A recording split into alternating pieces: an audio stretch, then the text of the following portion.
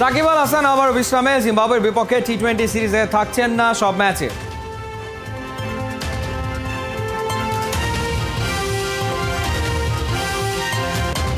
সাকিব আর মুস্তাফিজকে ছাড়াই জিম্বাবুয়ে সিরিজের প্রাথমিক দল ঘোষণা। বিশ্বকাপের জন্য মিরাজকে নিয়ে ভাবছেন না নির্বাচকরা।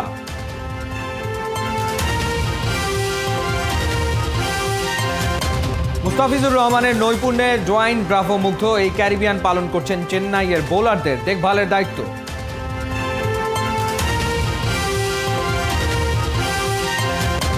দেশের নারী বক্সিংয়ের ইতিহাসে বড় অর্জন, ম্যান্ডেলা আফ্রিকান বক্সিং কাপে স্বর্ণপদক জিতে জিন্নাত ফেরদৌসের গর্জন।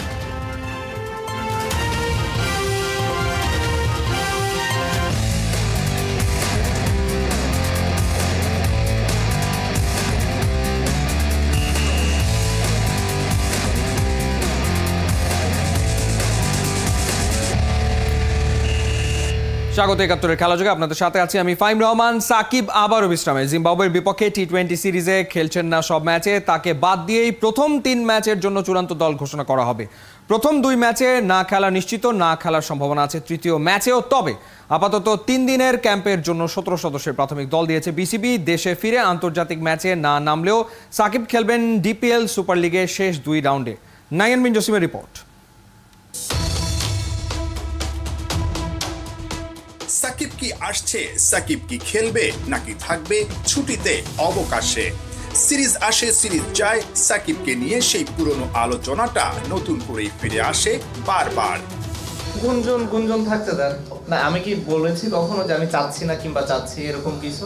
কারণ আমি যদি বলতাম যে আমি খেলতে চাই অথবা খেলতে চাই না, সেটা আপনি আমাকে জিজ্ঞেস করতে পারতেন। তো এই প্রশ্নে যার কাছ থেকে আপনি অ্যান্সারটা শুনেছেন কিংবা যে আপনাকে বলেছে তাকে জিজ্ঞেস করেন, সে ভালো বলতে পারবে। সাকিবের ছুটি নেয়া কিংবা না খেলা নিয়ে বিসিবিও বারবার রেখে দেয় ধোঁয়াশা। শ্রীলঙ্কার বিপক্ষে সবশেষ পূর্ণাঙ্গ সিরিজের পুরোটা থেকে ছুটি নিয়েও শেষমেশ নিজের ইচ্ছেতে আবার ফেরেন টেস্ট সিরিজের শেষটাতে। এবারও তার থাকা না থাকা নিয়ে অনিশ্চয়তা আলোচনা। তবে খেলাযোগ নিশ্চিত হয়েছে, সাকিব খেলছেন না জিম্বাবুয়ের বিপক্ষে আসন্ন 5 ম্যাচের টি-20 সিরিজের সব ম্যাচে। ছুটি কাটিয়ে 30 এপ্রিল যুক্তরাষ্ট্র থেকে দেশে ফেরার কথা সাকিব আল হাসানের, কিন্তু মিস্টার 75 নিজেকে সরিয়ে রাখছেন জিম্বাবুয়ের বিপক্ষে সিরিজের প্রথম 2 টি-20 থেকে। তাই তাকে বাদ দিয়েই বিসিবি 5 ম্যাচ সিরিজের প্রথম 3 টি-20-র জন্য দল ঘোষণা করতে যাচ্ছে। কারণ তৃতীয় ম্যাচেও সাকিবের না খেলার যথেষ্ট সম্ভাবনা আছে। তবে শেষ পর্যন্ত সিদ্ধান্ত বদলালে 15 জনের দলের সাথে সাকিবকে যুক্ত করা হবে। সাকিব না খেললে দল বাঁহাতি স্পিনার সংকটে পড়বে। ইনজুরির কারণে তাই জুলো সিরিজটা মিস করতে যাচ্ছে। নির্বাচকদের সামনে তাই অপশন 2 বাঁহাতি অর্থোডক্স নাসুম আহমেদ আর তানভীর ইসলাম। তবে প্রিমিয়ার লিগের পারফরম্যান্স এগিয়ে রাখছে তানভীরকে।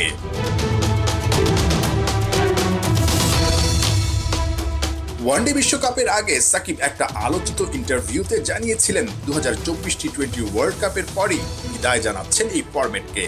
সাকিব কি তবে নিজেকে শতভাগ প্রস্তুতের জন্যই সময় নিচ্ছেন নিজের মতো করে? ছুটিতে থাকলেও যুক্তরাষ্ট্রের জিমে সময় কাটানোর ছবি ভাসছে নেট দুনিয়াতে। 28 তারিখ থেকে চান্ডিকা হাথুরু সিংহের অধীনে চট্টগ্রামে শুরু হচ্ছে টাইগারদের ক্যাম্প। 25 তারিখ প্রিমিয়ার ডিভিশনের সুপার লিগের 2য় রাউন্ডে খেলবে জাতীয় দলের প্রায় সব ক্রিকেটার। তাই ওই ম্যাচ দেখে 26 অথবা 27 এপ্রিল জিম্বাবুয়ের বিপক্ষে সিরিজের প্রথম 3 ম্যাচের দল ঘোষণা করবে বিসিবি। নাহিয়ান বিন জসিম, একাত্তর। সাকিব আর মুস্তাফিজকে ছাড়াই জিম্বাবুয়ের বিপক্ষে 17 জনের প্রাথমিক দল দিয়েছে বিসিবির নির্বাচক কমিটি। প্রধান নির্বাচক গাজী আশরাফ হোসেন লিপু জানিয়েছেন, চট্টগ্রামে 26 থেকে 28 এপ্রিল এই 3 দিনের প্র্যাকটিস দেখেই চূড়ান্ত করা হবে মূল দল। টি-20 বিশ্বকাপের জন্য নির্বাচকদের ভাবনায় নেই মিরাজ। অলরাউন্ডার সাইফুদ্দিনকে নিয়ে বড় স্বপ্ন দেখছে সিলেকশন কমিটি। সাইফুল রূপকের রিপোর্ট। সাকিব মুস্তাফিজ এ যেন মুদ্রার এপিঠ ও পিঠ। আইপিএল ছেড়ে জাতীয় দলে ফিরবেন ফিজ, আর আমেরিকা থেকে দেশে এসে লাল সবুজ জার্সিতে নয়, সাকিব খেলবেন ডিপিএল। 2 মে চেন্নাই থেকে ফিরে মুস্তাফিজ বিশ্রাম নেবেন আরও কদিন। অর্থাৎ 2 তারকা ক্রিকেটার ছাড়াই জিম্বাবুয়ের বিপক্ষে প্রথম ম্যাচ কিংবা প্রথম 2 লড়াইয়ে নামবে বাংলাদেশ।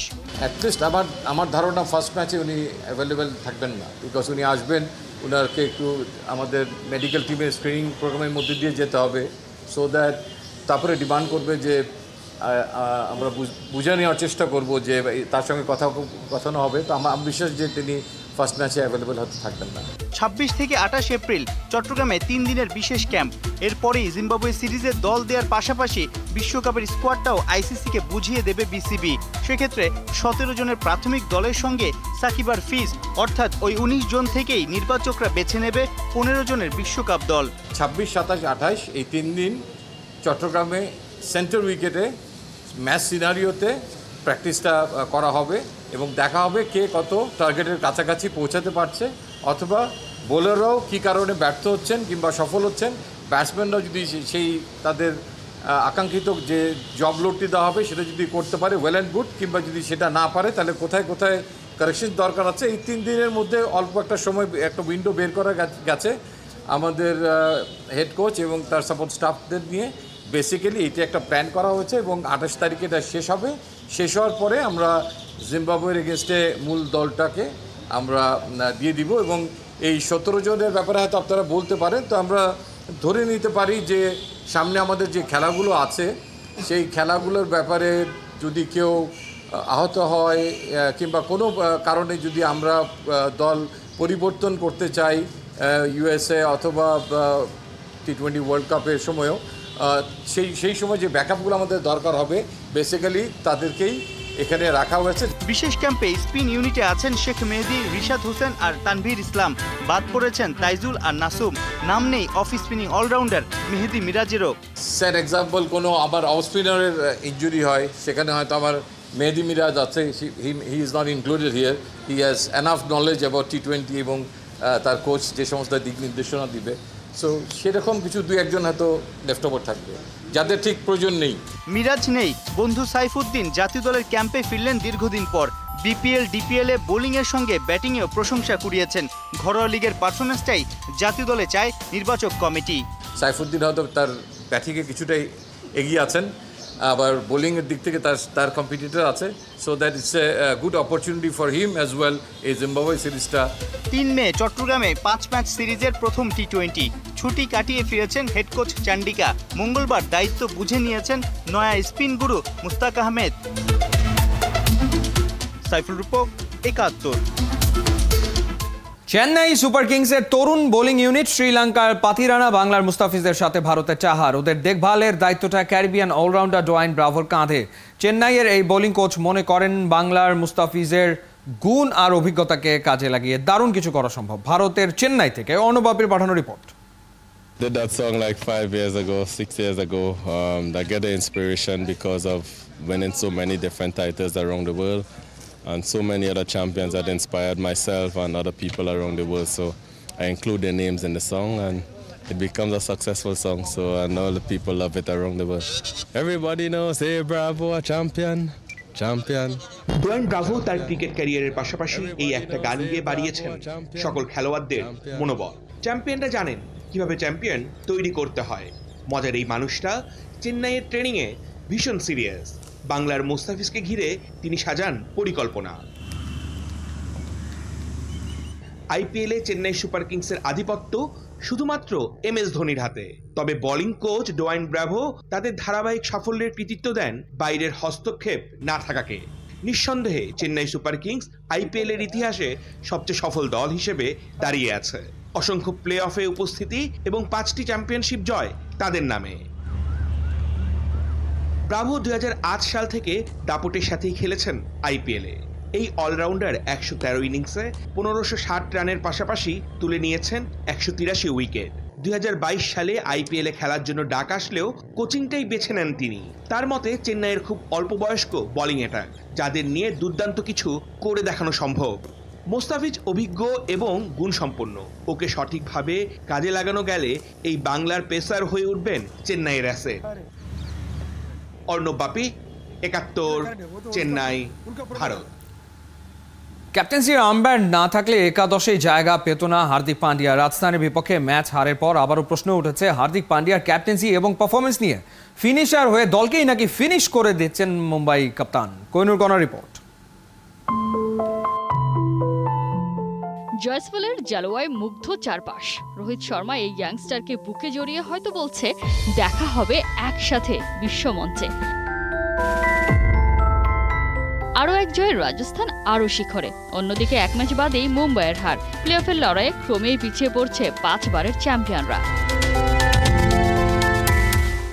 আইপিএল ক্যারিয়ারে 100তম ম্যাচটা রাঙানো হলো না হার্দিক পান্ডিয়ার। যথারীতি প্রশ্নবিদ্ধ মুম্বাই স্কিপার। ক্যাপ্টেন্সি সে তো পুরনো আলাপ। পোস্টমর্টেম টেবিলে এই মুহূর্তে ফিনিশার হার্দিকের পারফরম্যান্স। ফিনিশার বটে, তবে কাদের জন্য সেটাই প্রশ্ন। 50 রানে 4 উইকেট হারিয়ে বিপদে মুম্বাই।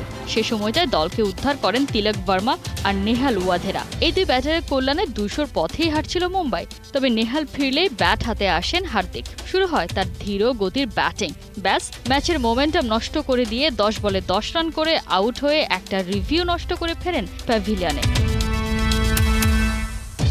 হার্দিকের এমন ব্যাটিং দেখে ভীষণ হতাশ ভারতের সাবেক ক্রিকেটার ইরফান পাঠান। তার মতে সময়ের সাথে ব্যস্তানুপাতিক হারে কমছে এই ফিনিশারের হিটিং দক্ষতা।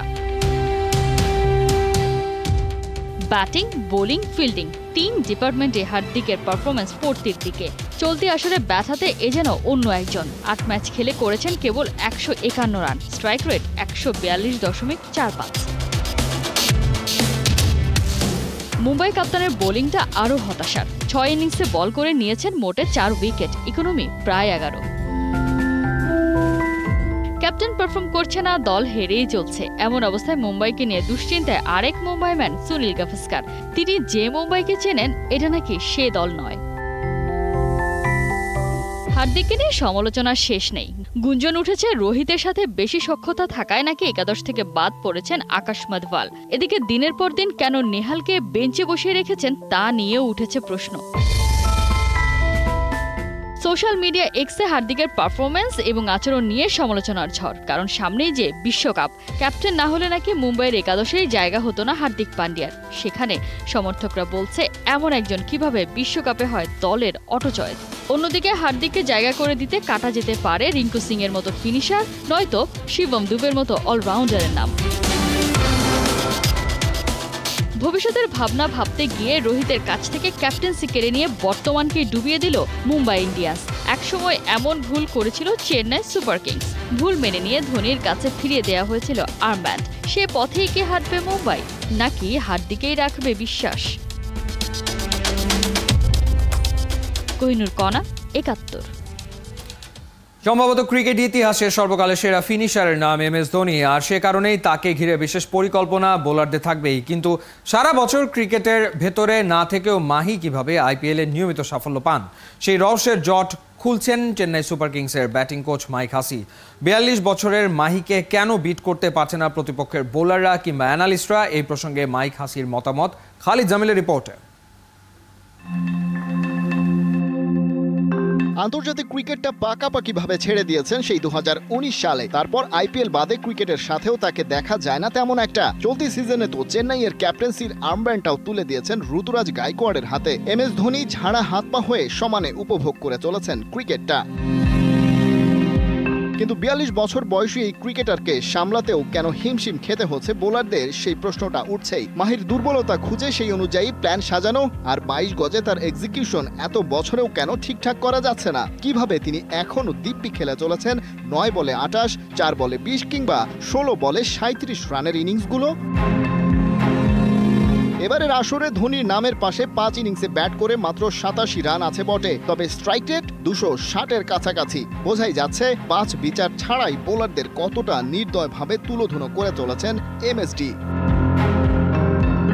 উত্তরটা খোঁজা হয়েছে ধোনির ফ্র্যাঞ্চাইজি চেন্নাই সুপার কিংসের বর্তমান ব্যাটিং কোচ মাইক হাসির কাছে। সাবেক এই অজি তারকা বলছেন ধোনি সম্ভবত বিশ্বের সর্বকালের সেরা ফিনিশার, ওকে কাবু করাটা কঠিন তো একটু হবেই।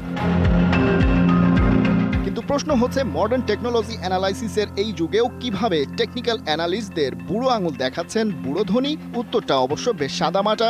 হাসি বলছেন হতে পারে সে সারা বছর নিয়মিত ক্রিকেট নিয়ে থাকে না, আগের সেই রিফ্লেক্সও এখন নেই বয়সের ভারে, কিন্তু সে চ্যালেঞ্জ নিতে ভালোবাসে, প্রতিনিয়ত নিজের টেকনিকে পরিবর্তন আনে, বিশেষ করে আইপিএল এর আগে। টিম ইন্ডিয়ার জার্সি ছেড়েছেন, চেন্নাইয়ের ক্যাপ্টেন্সি নিয়েও মাথায় মিশন আর ভিশন রাখতে হচ্ছে না এখন। তবুও ব্যাটিং আর কিপিং এর দুর্বলতাগুলো ঝেড়ে ফেলার চেষ্টার কোনো কমতি রাখেন না ধোনি। এমন নিবেদন খেলাটার প্রতি অঢেল ভালোবাসারই তো প্রমাণ। খালিদ জামিল, ৭১। ইতিহাস গড়লেন বাংলাদেশের নারী বক্সার জিন্নাত ফেরদৌস। দক্ষিণ আফ্রিকায় ম্যান্ডেলা আফ্রিকান বক্সিং কাপে ২৭টি দেশকে পেছনে ফেলে স্বর্ণ জিতলেন এই বেঙ্গলি গার্ল। এই অর্জন আসন্ন প্যারিস অলিম্পিকের কোয়ালিফায়ারে জিন্নাতের জন্য হবে বড় অনুপ্রেরণা। মেহেদী নাইমের রিপোর্ট। দক্ষিণ আফ্রিকার ডারবানে সবচেয়ে উঁচু মঞ্চে উঠল বাংলার বক্সার জিন্নাত ফেরদৌস। পেছনে ভেসে উঠল লাল সবুজের পতাকা, বাজল জাতীয় সঙ্গীত।